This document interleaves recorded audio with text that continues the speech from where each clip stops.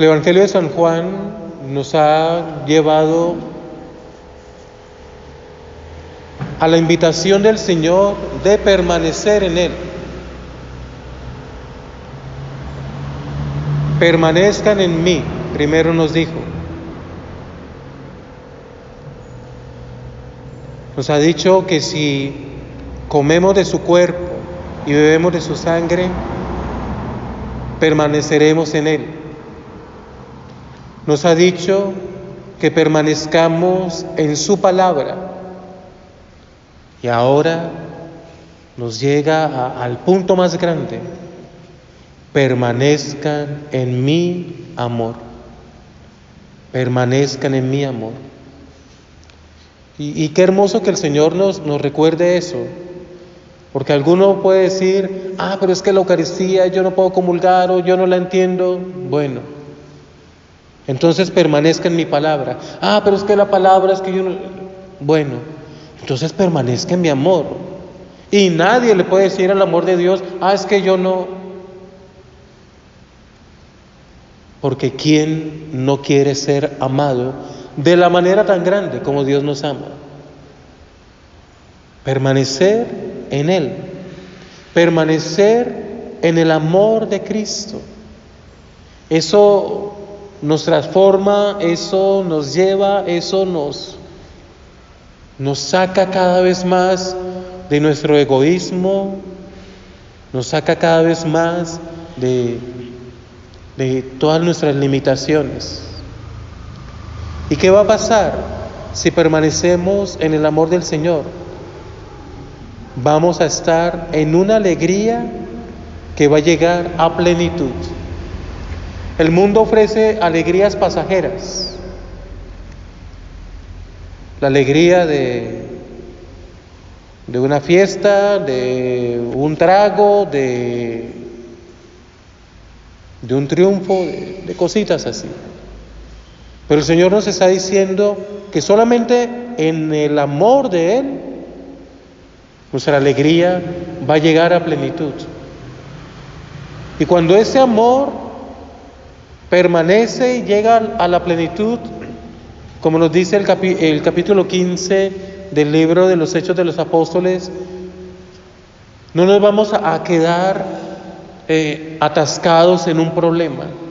Y la iglesia desde el principio no se ha quedado atascada en un problema, porque permanece en el amor, porque permanece en Jesús, y es Jesús el que da la respuesta, es Jesús el que da la solución, es el Espíritu Santo de Dios el que nos lleva a solucionarlo todo. La primera comunidad tenía problemas y problemas graves, y vemos que en lo que llamamos acá en el capítulo 15 de los Hechos, el Concilio de Jerusalén, ¿cuál era el problema grave allí? ¿Hay que imponerle a los que creen en Cristo, que no son judíos, la ley de Moisés? Y nos dice acá San Lucas, una larga discusión. ¿Y cómo se soluciona eso? Ya lo vamos a ver. Primero, hablando. Entonces, Pedro es el primero que dice, porque fue el primero que le pasó: el Espíritu Santo llega y se derrama en los gentiles como yo lo pude ver. Como se derramó el Espíritu Santo en nosotros, también en los paganos, en los gentiles, en los que no son judíos, también se derrama el Espíritu Santo. Y esa fue la experiencia de Pedro allá en la casa de Cornelio. O sea, ya no hay ley de Moisés, ahora es Espíritu Santo. Habla Pedro. Luego, los que vienen a Jerusalén a resolver el problema, Pablo y Bernabé. Comienzan Pablo y Bernabé a desarrollar todo lo que el Señor ha hecho en ellos. Contaron los signos y prodigios que Dios había hecho por medio de ellos entre los gentiles. Entonces, Dios derrama el Espíritu, Dios hace milagros, en aquellos que creen en Jesucristo y que no son judíos. Entonces esa es la experiencia de Pedro, esa es la experiencia de Pablo y Bernabé. Y luego Santiago, ¿qué hace? Hace un resumen, pero a partir de la palabra de Dios. ¿Cómo resolvemos los problemas en la iglesia? A partir de la Escritura. A partir de la Escritura. Y entonces, como concuerdan las palabras de los profetas, como está escrito, después de esto volveré y levantaré de nuevo la choza caída de David, levantaré sus ruinas, la pondré en pie, etc. Y comienza allí Santiago, a partir de lo que dice la Escritura, a proponer una solución. Toda discusión debe tener una solución. Hay personas que solamente plantean problemas y problemas y problemas y no plantean soluciones. ¿Y qué les dicen? Pues que no se contaminen con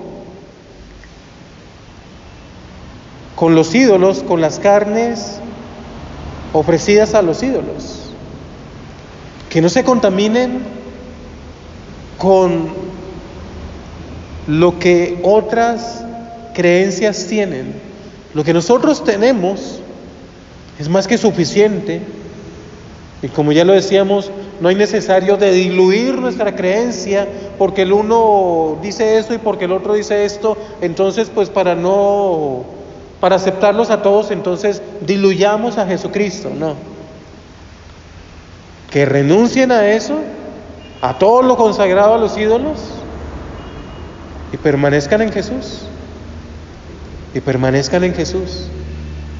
Permanezcan en el amor del Señor. ¿Cuántas discusiones tienen la solución? Y toda discusión va a tener siempre la solución en el amor del Señor. Permanezcan en mi amor. Entonces, discusiones o conflictos personales. Pero es que yo no entiendo eso de la iglesia. Pero es que yo estoy sufriendo esto. Pero es que yo no entiendo. Pero es que Dios. Permanezca en el amor. No permanezca en el problema. No permanezca en la duda. No permanezca en la queja. No permanezca en el dolor. No permanezca en la rabia. No permanezca en lo que no es de Dios. Permanezca en Dios. Y escuche el testimonio de otras personas. Y escuche lo que dice la palabra. La iglesia desde el principio siempre va a actuar así. Escuchar y someter todo a la palabra de Dios. Someter todo a la palabra de Dios. Es que dijeron tal cosa. Es que ¿eso dice la palabra de Dios? ¿Eso dice Jesucristo? No. Entonces no. Entonces no. Qué hermoso que nosotros estemos constantemente escuchando testimonios de personas que se han dejado llenar del amor de Dios y quieren permanecer en ese amor.